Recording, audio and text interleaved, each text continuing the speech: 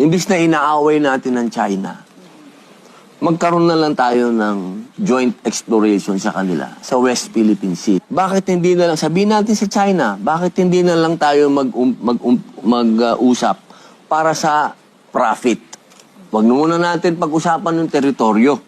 Kasi hindi tayo magkakaintindihan dyan. Di ba? Pag-usapan natin yung kita. Magmuskito ka na dyan, bumutas ka na dyan, hindi naman natin kaya. Wala naman tayong kakayahan para bumutas, ma'am. Wala pa tayong kahit anong equipment dito para tayong bumutas. Ang China, sigurado, meron yan. E di tsaka tayo maghati. Kung ano ba gusto ng China, dahil ikaw ang namuhunan, o di kung gusto mo, 60 sa'yo, 40 sa amin. Basta, pagkakitaan na natin siya. Huwag tayong masyadong maging matigas. Kung ang kumakalam naman na yung mga sikmura ng taong bayan.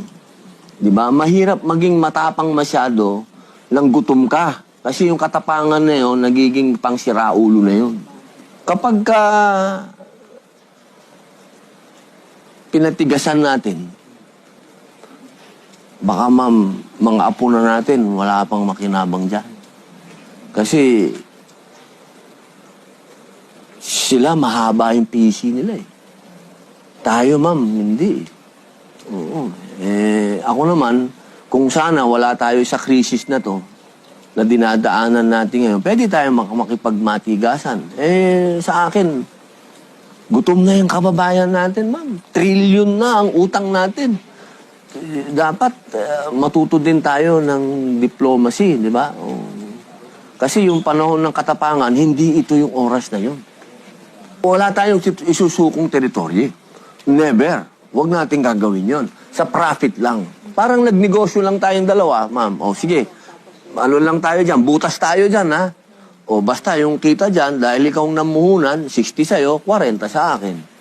Ganon. Baka tayo yung 40, hindi sila yung 40. Wala naman tayong puhunan. Oo, man. Napakapangit naman nun kung wala na tayong puhunan. Ikaw pasiga. Parang